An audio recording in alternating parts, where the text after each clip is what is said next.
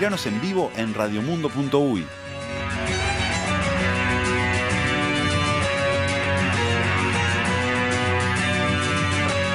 Lo decía Nachito antes de la pausa, vamos a arrancar un nuevo ciclo de entrevistas en abril, que va a ser cómo nos contamos el deporte, los uruguayos.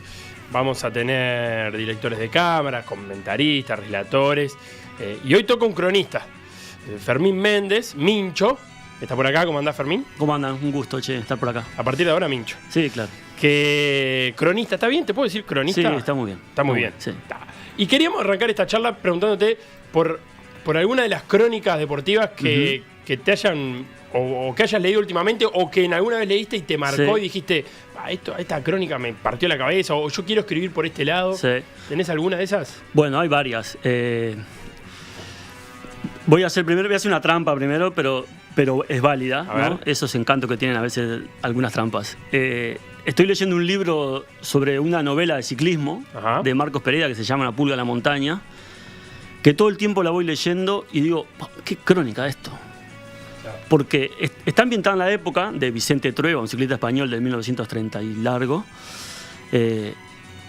pero tiene todo lo que tiene que tener una crónica. Hoy cuando me dijiste qué estaba viendo, qué estaba leyendo últimamente, lo primero que se me vino a la cabeza era eso. Bueno, pero es trampa.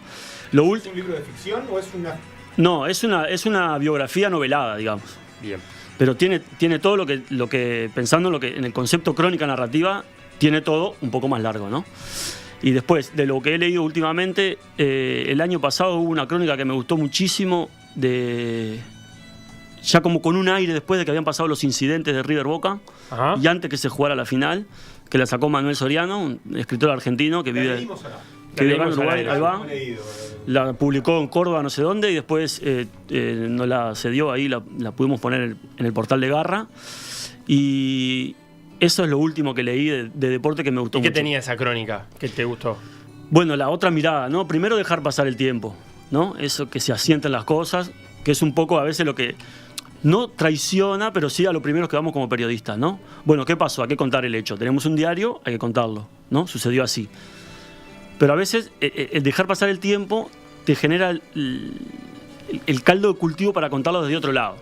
Y ahí poner otra mirada, porque también la mirada del lector va a estar en otro lado. No está en si la piedra fue con comba o no fue con comba. O entró por la... Eso ya pasó. Eso ya pasó. Está puesto desde otro lado. Eso me parece que fue lo que más me atrajo de esa nota, ¿no? Sobre el tema. Y después, ¿cómo planteaba? Vos podías estar en el lugar leyendo eso, pese a que había pasado hace una semana y todos conocemos Buenos Aires, y por ahí todos pasamos por esa esquina. Claro. Yo con esa consigna me puse a pensar... yo en alguna de las crónicas, sí. Y me fui a una de Carlos Arribas, que a mí me gusta mucho, sí. lo leo bastante seguido en El País de Madrid, que era sobre Isinbayeva y un salto de Garrocha, que empezaba diciendo, la pértiga, como el piano o el violín, también se puede tocar de oído. Y empieza a hablar de cómo los saltadores de Garrocha también tenían un buen oído. ¿Qué de eso se puede hacer en Uruguay? Porque una cosa es en España, que ya tienen una escuela armada, que eso es algo común, que si a mí el cronista me empieza hablando del violín para hablarme de pértiga, de salto con Garrocha, es como aceptado. Claro. Pero ¿hay esa cabeza para poder empezar hablando de violín acá cuando tengamos que hablar de un progreso Wanderers? Es difícil cuando es coyuntural la cosa, ¿no? O sea, a mí me parece que el periodista de redacción, por llamarlo de alguna manera, es la antítesis del cronista narrativo. O del perfilador, digamos, ¿no? Por una cuestión de tiempo, ¿no? Es muy difícil, si yo tengo que contar un progreso Wanderers del día para el día, que yo pueda encontrar una metáfora en algún lugar de la mente como para abrir esa nota. Eso primero.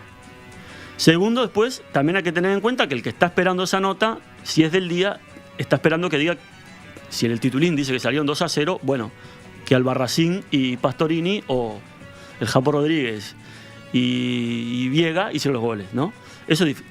Ahora, a mí me parece que hay en Uruguay ese tipo de cosas, ese tipo de crónicas contadas de otro lugar, que empiezan con otro lado. No están atadas a lo coyuntural. Eso me parece una cosa que a veces ponemos mucho el foco y queremos contar, o queremos leer para ponerme del otro lado. En el ya, algo que te inspire y te diga, ¡pah! ¡Qué increíble cómo empezó esto! Ese arranque a mí me parece formidable, ¿no? Formidable. Bueno, no vamos a descubrir a Rivas, ¿no? Pero yo creo que hay varias crónicas narrativas, si se quiere, en Uruguay que han empezado con otra cosa, ¿no? Sacando el foco del hecho. Pero ¿y por qué pensás más allá? Por ejemplo, La Diaria durante un tiempo, sobre todo, cultivaba esa idea de que las crónicas de los partidos, incluso de partidos quizás no tan importantes, empezaban con un desarrollo de lo lateral. De alguna manera, quizás pueda ser hasta más importante, porque yo que sé, Juventud, Cerro Largo, probablemente sea más interesante de contar todo lo que lo rodea, que el partido en sí, digamos, no va a pasar a la historia, ni mucho menos, casi seguramente ningún Juventud Cerro Largo, pero sin embargo hay muchas cosas que pueden enganchar a un lector que no tengan que ver con el partido. Y La Diaria había hecho, o hace, pero sobre todo en sus inicios, había hecho un esfuerzo muy grande porque casi cualquier crónica del lunes de un partido de fútbol tenía por lo pronto una referencia a otras cosas que no fueran el partido. Sí, es verdad, es verdad. Yo creo que lo sigue haciendo, pero en menor cantidad. Por una cosa que es una pérdida y una ganancia a la vez.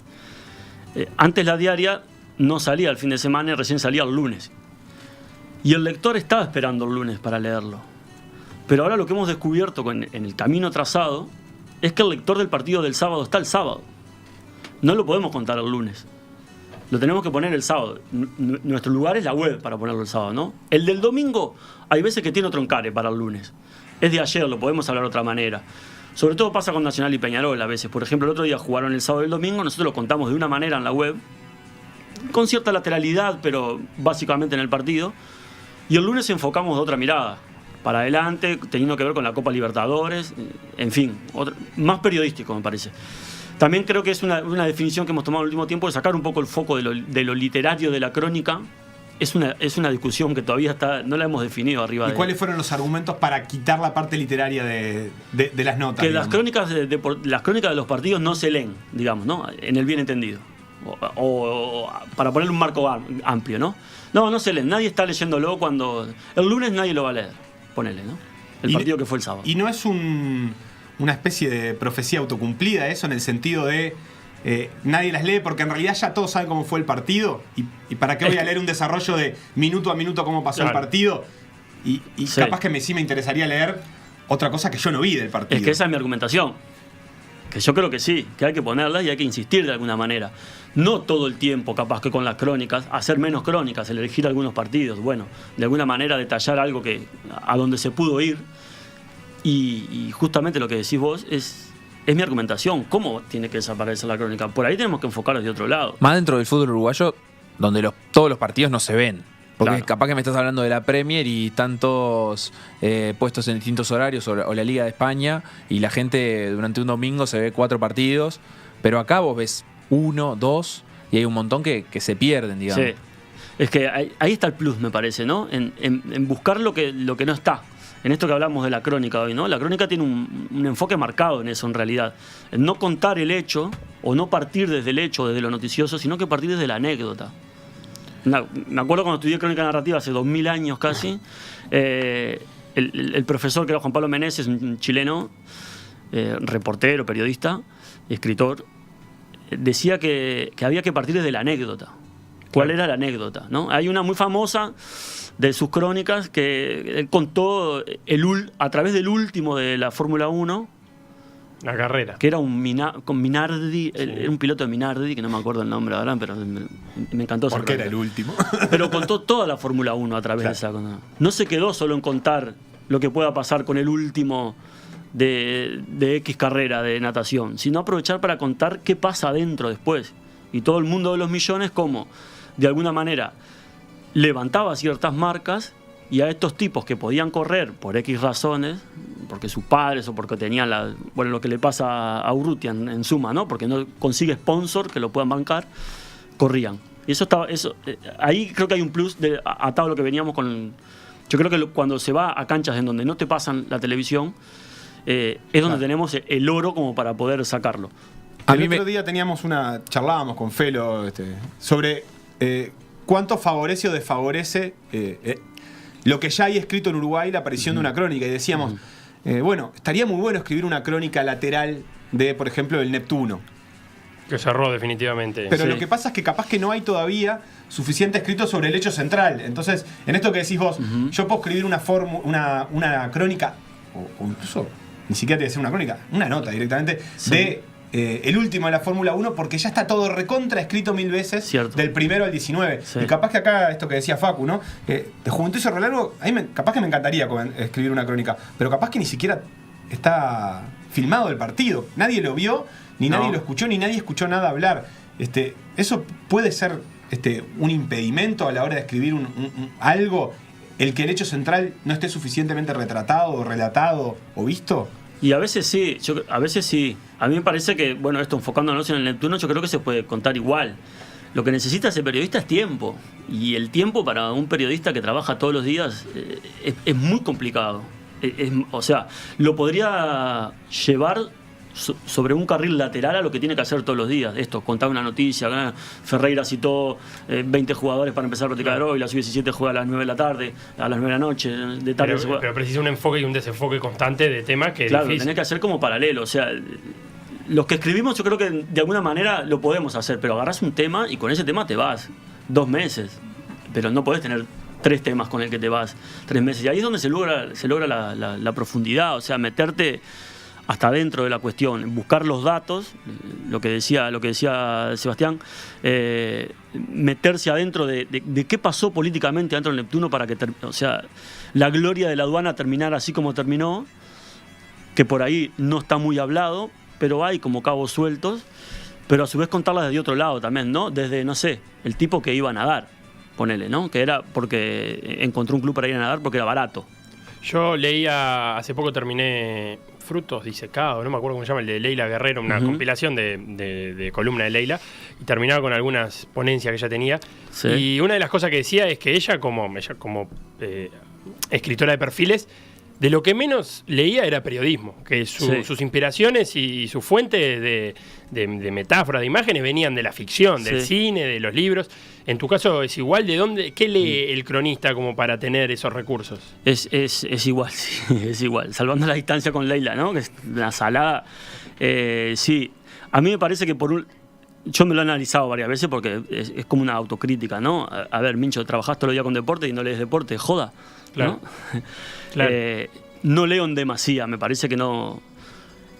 Como consumo tanto deporte, por todas las aristas que te llega por la radio, te llega por la televisión, te llega por las series ahora, ¿no? Últimamente estaba mirando la Fórmula 1 el año pasado. Divina, sí. Espectacular. Estoy en la quinta carrera, así que me encantó. Te llega por todos lados. Entonces sí está. A ver, yo no puedo hacer de mi vida una monotonía que tenga una pelota en la cabeza, ¿no?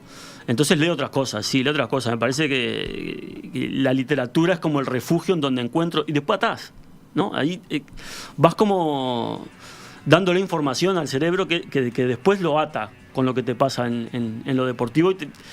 La literatura, a ver, volviendo al hecho de la crónica narrativa, no es del periodismo la crónica narrativa, pero seguro que no es del periodismo. Lo hacía, no sé, Balzac, Martí, para ir más cerca. Claro. ¿No? Lo hacían. Es del escritor, querés decir, más bien. Claro, o sea, es como una cosa tomada de la literatura tomaba información y hacía libros de eso, con información.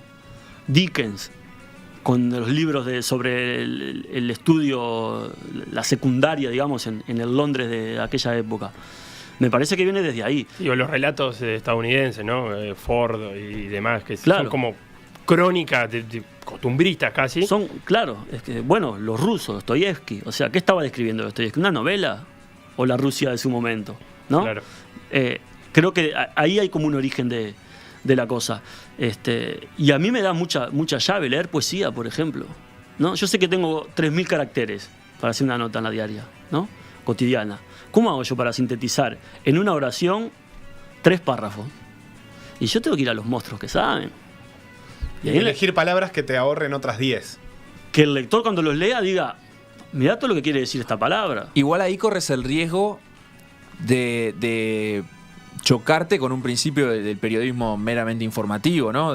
Hay que decir solo lo que hay que decir. O sea, vos tenés que ahorrar palabras, pero en ese viaje, en vez de buscarlo por el lado de la literatura, podés buscarlo por el lado de la síntesis. Es decir, no me parece que sea un viaje distinto al que han pasado los periodistas de agencia durante, no sé, décadas. No, sin duda.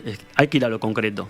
Ahora, si está la nota con lo concreto y la nota con lo concreto, que por ahí tiene algo que dice, no sé, a mí me pasa leyendo, no sé, Fernández Murs, sin ir más lejos, ¿no? Digo, ¿y esto?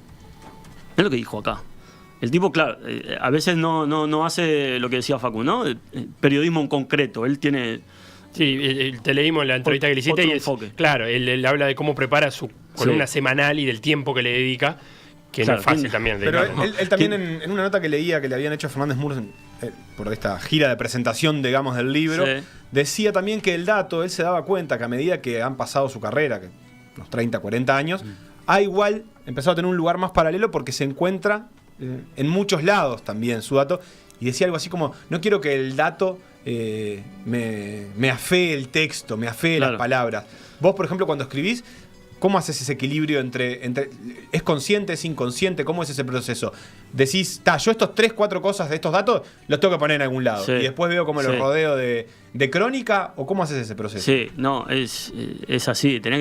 Yo por lo menos estoy arriba, encima de lo que voy a escribir. A veces hasta obsesionado, ¿no? Es un poco lo que... Quiero atar las dos cosas. Lo que decía Facu, que a mí me parece re importante en el periodismo. O sea, ahora que estoy de editor, es lo que quiero que los periodistas que andan en la vuelta lo escriban, que no se pierdan ahí. Y también lo otro, pero atar lo que decías vos, a veces, o lo que le pasa a Fernández Murs no lo hace a La Nación, lo hace el otro. Lo hace Alejandro Wall, lo hace no sé quién, lo hace no sé cuánto. La Nación te da los datos. Claro. Y él tiene la libertad de enfocarlo de otro lado, de desenfocarlo. Entonces, ahí es donde él saca de eso la virtud. A veces en las notas cotidianas, si vos vas a hacer una nota cotidiana, no sé, la elección de la AUF, sin ir más lejos, ¿qué te vas a poner romántico con la elección de la AUF? O lírico, o a pegar. Pero podría ser una preciosa crónica de cine negro, con un tono de niebla sobre todo y bares en las esquinas, porque fue un poco así. Genial, pero el otro día o a la otra semana, en el día... Te tenés que enfocar en eso porque tenés que salir corriendo a las 9:30, 10 de la noche desde Guayabos y Básquet a 33 y 25 y te dicen, no, mirá, tenés media hora para escribir esto, flaco, dale. Lo que está en contradicción ahí permanente, que ya lo venís planteando en respuestas anteriores también, es esa cuestión informativa de la necesidad de estar con el recurso de que un ser humano tiene que estar presente en el lugar donde se escribe una crónica. Si vas a escribir una crónica sobre las elecciones de la AUF, no la escribís desde la redacción. Y sin embargo, tenés que estar en la redacción para que esa crónica salga publicada el otro día. Entonces, es ahí donde pierde el periodismo literario con el informativo, que los medios pagan y por la hora hombre del que está en la redacción y no del que sale a la calle. Sí, claro. Sí, yo creo que sí. Ahí se pierde. Ahí, por ejemplo, con otros medios no competís. Con la inmediatez de la radio no podés competir. ¿Y se puede quebrar esa lógica desde adentro de la redacción? O sea, ¿podés escribir una crónica con lo que viste por la tele? Y bueno, pero poder se puede. Para mí se hace, ¿no? Claro, pero ahí sos rehén del foco que pone la tele. Me refiero a una crónica con estas características, ¿no? Que tenga un toque... Sí, pero si el camarógrafo de la tele decidió armar el plano ahí, vos sos rehén de lo que quiso siempre va a ser parcial, siempre va a ser parcial. O sea, para escribir una buena crónica, centrándonos solo en crónicas deportivas o crónicas narrativas, para llamarlo más amplio, tenés que tener un poco de todo. A ver, si es un tema que está lejos, bueno, vas a ver cosas por televisión, vas a ver entrevistas, vas a ver documentales. Hoy en día llamar a las personas es muy fácil, o comunicarse por WhatsApp. Podés hablar con cualquiera, consiguiendo el puente, ¿no? Para llegar a las personas. Podés hablar ahí. Ahí tenés la voz ya del tipo. Después tenés lo que te pasa a vos con la voz y lo que... Pero con esto que estábamos hablando, perdón que te interrumpa. No te perdono. Sí. No cambió el lector. Yo cuando me voy a enfrentar a la noticia de Alonso, presidente de la AUF, el otro día, el lector no sabe ya. Yo ya sé que Alonso fue presidente elegido, incluso ya sé hasta los votos por las redes sociales, ¿no? Ya sé por cuánto ganó. Entonces yo me enfrento a un diario del miércoles, y la elección fue un martes, con un montón de información que antes el lector no tenía. Entonces, yo a ese texto necesariamente le tengo que pedir algo más que me diga de cómo salió la votación, el conteo de votos. ¿No Sí. se plantea eso también en la Constantemente. A veces lo lográs y a veces no lo lográs y terminás haciendo la nota cuadrada, como marca el manual, que no es lo mejor, o bueno, no es lo mejor, no es lo que uno quisiera a veces, pero no te da el tiempo. Y hay veces que pasa lo otro. ¿Y cuánto hay, es la perdón? paradoja igual esa Claro. del periodista, ¿no? La mayor comunicación lo alejó de la mejor práctica. Claro. Porque alejó al periodista de la calle, alejó al periodista de poder tomarse su tiempo. Como que los valores más importantes que antes tenía el que iba a escribir se terminan perdiendo. Sin duda, sumado a algo también, que es la saturación de información, ¿no? Y cuando digo información lo pongo entre comillas. Hoy parece que hay que hablar de todo. del ruido. De todo. Tenés una página web y no te puede faltar nada. Y es interesante eso, es verdad que no. A veces yo lo noto, ¿no? Pasan 8 horas y Garra no actualiza la portada y digo, no tenemos nada para actualizar. Sí, sí. Y bueno, mirás el Estos mundo, están hace 8 horas con lo mismo. mirás por la ventana y no ha pasado nada, de verdad. Lo que podés hacer es buscarle alguna vuelta, algún giro, alguna nota de las que está ahí o no. Y también pasa lo otro, saturadas las páginas web, a veces, ¿no? Tenemos 200 y no dejás quieta ninguna nada. Y eso me parece que termina jugando como en contra hacia la calidad profunda del texto, digamos, ¿no? De lo textual, del lenguaje Claro, textual. importa más esa rotación que lo que hay adentro de Claro. la pestaña que Sí. te está mostrando. Sí, porque lo volátil hoy en día ya es que habría que buscar otra palabra. Sí, No sé, de los hecho- alemanes que buscan palabras, pero ya volátil queda corto. Claro. De hecho, probablemente ni entras a la noticia que ves que se actualiza, pero solo el que sea otra te hace sentir que estás viendo como un contenido nuevo, pero en realidad no sé Sí. cuáles serán las Eso pasa estadísticas, pero la mayoría de la gente entras a ver el titular y después lo Sí. que está dentro. Eso pasa permanentemente. Ahora que yo tengo una función más satelital, si se quiere, de las cosas, a veces pones una nota. El lío de Peñarol del otro día, ¿no? El lío puntual, ¿no? Los 3 párrafos que armás, mirando videos y llamando a alguien que está allá. Tenía un retweet, 3 me gustas. La segunda más leída del diario, atrás de Manini Ríos. ¿Por dónde se fue? No sé. Claro. ¿Por dónde se compartió? No sabés. No lo sé. Yo no lo podía saber, no tengo Google Analytics. ¿Y qué importancia tiene? Siento que la crónica que estábamos hablando, la crónica deportiva literaria, tiene más que ver con el diario de papel. Incluso por... está claro, capaz Sí. que no con el diario de papel, pero por esto de que requiere una especie de retardo del hecho, digamos, Sí. una diferenciación temporal del momento en que sucedió. ¿Cuánto afecta? Y en el caso de la diaria quizás sea de los medios que capaz que le afecta menos porque tiene todavía un vínculo muy fuerte con el suscriptor Sí, por el papel. sí. ¿Cuánto afecta la caída o la complicación de o la dificultad con la que la gente accede al diario, a la edición del diario, digamos, Sí, ¿no? sí. Al diario como portal. Y afecta, pero me parece es algo que igual ya se le está como buscando, el propio lector le está como buscando la vuelta, ¿no? Yo era de los que defendía a morir que lea un papel, que lea un papel, que lea un papel, que lea un papel, que lea un papel y que escriba un papel. Pero sobre todo que lea un papel. Y en un determinado momento me di cuenta que eso, vos lo decís y repercute hacia afuera. Y te encontrás con que los medios cambian y donde vos laburás, ahora vas a empezar a priorizar lo escrito en web y no en papel. Porque en papel, por X razones, tenés menos caracteres, ya sea por no voy a hablar de la diaria, pero por publicidad, por espacio, porque hay más notas, porque hay que cubrir otra cosa, porque tu sección se vio recortada. Pero me parece, al escritor, al que lo escribe, me parece que no le debería afectar. Yo sé que afecta. Llegan acá preguntas de la audiencia. Sí. Roberto de Parque Valle, en relación un poco a esto, pregunta si pensás en tu público objetivo cuando escribís. Seba lo mencionaba, suscriptores, la diaria, leen más en papel, pero ahora también tiene una versión web como más sólida. ¿Se piensa en eso? ¿Cambia el estilo literario? Es una bomba en la mano pensar en el público objetivo, porque yo tiendo a pensar que no sé quién es el que lee la diaria en realidad. Con los nuevos cambios, ¿no? No sé hasta dónde es el perfil que todos creemos que tiene el lector de la diaria. Yo sé que es suscriptor, bueno, eso por un lado.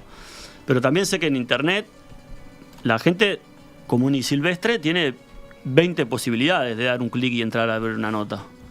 Entonces ya no son suscriptores míos. Claro. A mí me parece que el desafío ahí, si bien hay que tenerlo en cuenta, no lo podemos dejar de ver, como narrador o como cronista.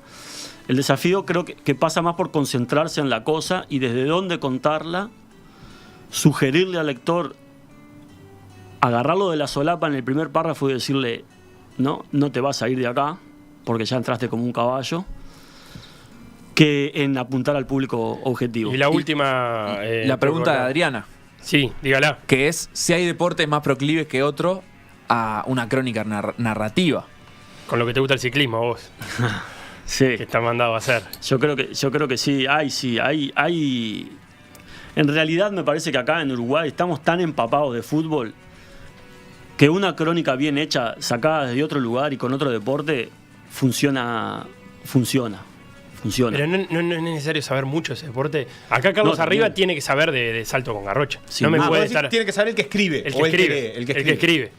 Carlos Arriba, para decirme que la garrocha se parece al violín, Sí. tiene que saber de garrocha. Sin dudas. O a mí no me saldría nunca esa frase, porque no sé nada de garrocha. No, sin dudas. Pero eso va en el compromiso de uno como periodista, ¿no? Hablo desde mi lugar. Claro. De uno como periodista. Uno sabe los temas que maneja, sabe que se ha preparado desde la parte periodística, que se prepara desde lo narrativo. Entonces cuando se tiene que enfrentar al guioncito que tintinea en blanco, sabe por dónde ir. A mí me parece que en Uruguay la mayoría de los periodistas que se enfocan en deportes, los periodistas deportivos, saben mucho de fútbol y poco de lo otro, pero están mucho más cerca de saber de lo otro que cualquiera que ni siquiera sabe de fútbol. O sea, ¿no? Voy al desafío ahí. ¿Cómo? ¿Cómo hago yo para saber? Se pregunta, a mí me gusta el ciclismo, lo conozco desde que soy niño, ¿no? Sé cómo van los piñones, los dientes. Ahora, si yo no lo supiera, yo me puedo acercar de alguna manera para contarle al lector que no sabe nada de ciclismo. No necesito saber todo. Que el cambio chico con el plato grande, pim pam pum para subir la cuesta. Claro, ¿cuántos dientes tiene el plato de Tony Martin cuando hace una contrarreloj? Claro. Cierro con dos mensajes. ¿Qué tipo crae el Vasco? El Vasco Mincha, perdón. Salud, Pablita. Bueno, Pablita que trabaja acá enfrente. Sí, y después, en esa ventana puntualmente en la que está asomado. Y después hay otro que no sé si está en vasco o en turco y dice Dogru an la digmisi osteleri karjilastirarak an laris. No sé tanto. ¿Qué es esto? Si es en euskera, no sé tanto euskera. Entendía algo cuando vivía ahí, pero nunca pude hablarlo más que de Esquerricasco, Mercedes. Benz. Ura Mercedes, me dijo un día un chiquilín. ¿Y qué es eso? Y yo quedé en blanco, porque aparte vino a pedirme agua y me dice, ¿me das agua? Mal, con mala hostia, ¿no? Y yo trabajaba atrás de la barra. Le digo, ¿cómo se pide? Y me dice, Ura Mercedes. Y miro para el costado, mi compañero se estaba matando de la risa, agarré el vaso de agua, la canilla, y se lo di. Claro, me dijo agua, por favor. ¿Ura es agua? ¿Me acordás que estaba Uragua? Bien. Bien. Pensé que te había dicho... No. Y Mercedes es por favor. Bien, Mincho, muchas gracias por venir. Por favor, a las órdenes. Cerramos el primer de estas entrevistas, la primera de estas charlas del ciclo de cómo nos contamos el deporte. Lo que pasó en Por Decir Algo, revivirlo en pda.uy o buscar los podcasts en SoundCloud, Mixcloud o Spotify.